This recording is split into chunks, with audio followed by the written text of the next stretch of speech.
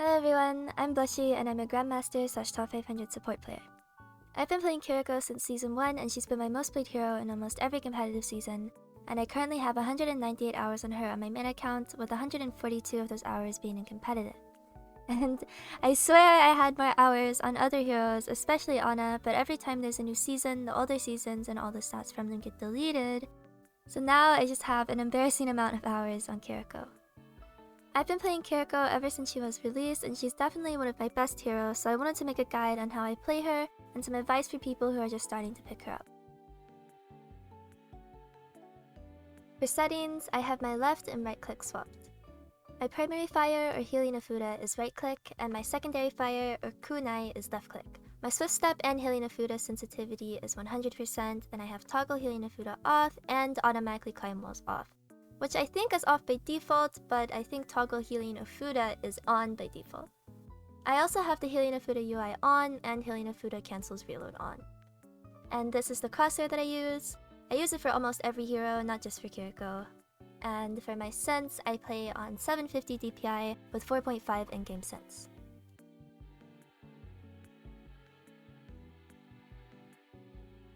Last thing before I get into the guide, I wanted to talk about some of the animation cancels you can do. The first one is a healing Afuda animation cancel. If you use one Afuda set and do not have your kunai completely reloaded, then you can spam your reload key and it fills in the pause between each healing Afuda set. I'm not completely sure if this actually makes you heal faster or not, but I feel like it's still a good thing to know how to do because it will make your gameplay feel a lot more fluid, and it fills in that awkward gap between each healing Afuda. But since I don't know if it actually heals faster or not, it's more of a preference. The second and last animation cancel I want to talk about is for Kitsune Rush. If you Suzu and then immediately after press your ult key, it will cancel the casting animation for Rush.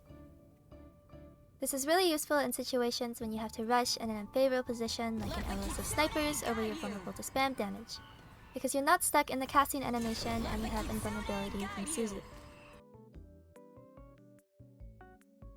Suzu is the most important part of Kiriko's kit, but it's very easy to form bad habits when using Suzu. The biggest mistake people make when they first start playing Kiriko is they use Suzu on anyone that's critical. Of course, most of the time you will be using Suzu on someone that is critical, but there are some conditions you need to look out for. Ask yourself these questions. Is my teammate currently affected by a debuff, such as anti-nade, sleep, hack, or freeze? When your teammate is affected by a debuff, they of course have a higher chance of dying, but not every time your teammate is debuffed do they require Suzu. If your teammate is in a safe position and is in no danger of being pushed or taking poke or spam damage, then they do not require Suzu. For example, your cast gets antied but they were close to cover, so they back behind cover and wait for the debuff to wear off before repeaking, and their position is far enough from the enemy team that they are in no danger of being pushed. Is my teammate in a vulnerable position? If your teammate is in open space, and LOS of the enemy team, in danger of being pushed and not near cover, then they are most likely in a vulnerable position. Going back to the last example, your cast gets antied, but this time they're not near cover and an LOS of the enemy team, so they start backing. But since they are in open space, they are going to take the brunt of poke and spam damage and will most likely die. Therefore, in this situation, Suzu would be necessary.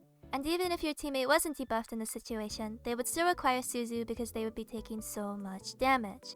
Does my teammate have a sustainability?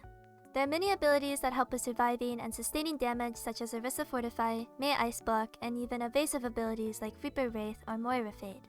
There will be many times when you awkwardly throw Suzu as your teammate uses one of these abilities, and in turn you have wasted Suzu. But this isn't something I would focus on too much because it's definitely one aspect of game sense that comes with time, and it's hard enough to keep track of enemy abilities, let alone your teammates' abilities. So we talked about when using Suzu is necessary and when it can be saved, but why is saving Suzu so important?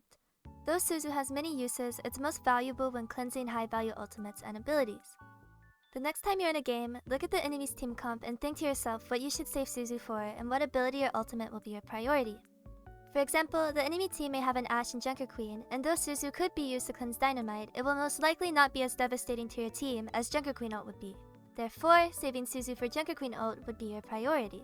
However, I am not saying you should save Suzu the entire game and let your teammates die, because whatever hero has those abilities you consider a priority, they will not always have them available, and there will be windows where you can use Suzu for other situations. But of course, there will be times when you're playing against a team comp that has a lot of high value abilities or ultimates, and it's impossible to save Suzu for just one of them. For example, you know that the enemy team has Pulse Bomb, but they also have a Rissa ult. The enemy tracer sticks one of your DPS, so you Suzu them, but immediately after your team gets pulled into Terror Surge and you lose the team fight. But Overwatch is a very fluid game.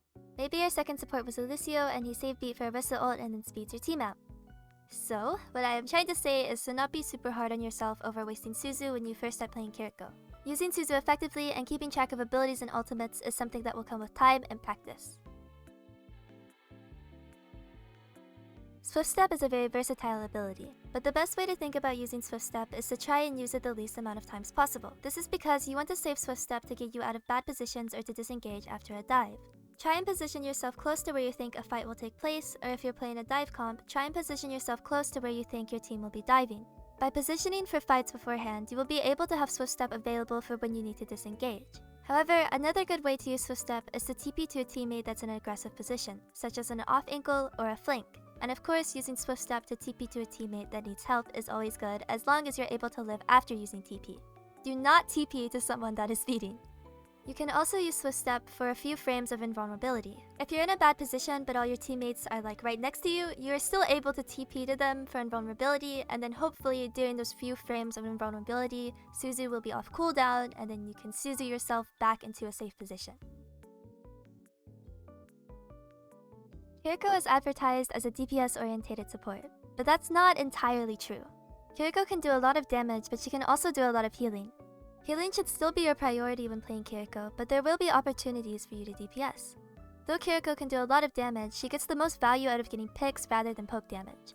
Of course, you can get lucky with spamming a choke, but that doesn't happen very often.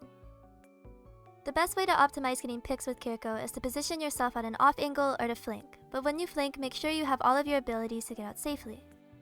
But before you do any of this, make sure your team is stabilized and make sure to check that your team is okay even while you're flanking, since you can always leave mid-flank to support your team. But when your other support has a higher healing output like Bap or Ana, you usually wouldn't have to worry about your team as much and will be able to flank and take off angles more often. Rush gets the most value when used to engage a team fight. You want to use Rush as close to the enemy team as possible, but not right in front of them because many team comps can just walk or speed past the ultimate. If you have some teammates positioned on high ground and some positioned on low ground, you can rush near the edge of a high ground and part of the ultimate will stay on the high ground and part of it will drop off to the low ground. That way, everyone on your team can use the ultimate without having to give up good positioning. But Rush can also be used even when your team isn't pushing. Sometimes when my team is taking a lot of pressure, I'll Rush just for the faster healing output to keep them up. Lastly, Rush is also great for a lot of ultimate combos like Dragon Blade or Tactical Visor, but Rush is still a very powerful ultimate on its own, so don't be afraid to use it even when you don't have any ults to combo with. Kiriko is a very hard support to learn since there is so much you can do with her kit, but she's also very fun, so please don't get discouraged or frustrated when playing her. You will get better over time and with practice. Okay, that is the end of the guide. Thank you guys so much for watching, and subscribe if you want to. It's not like I'm forcing you or anything. And I also stream on Twitch at twitch.tv/itsblushie, so if you want to see me not take my own advice and throw every game I play, please come hang out with me. Okay, bye!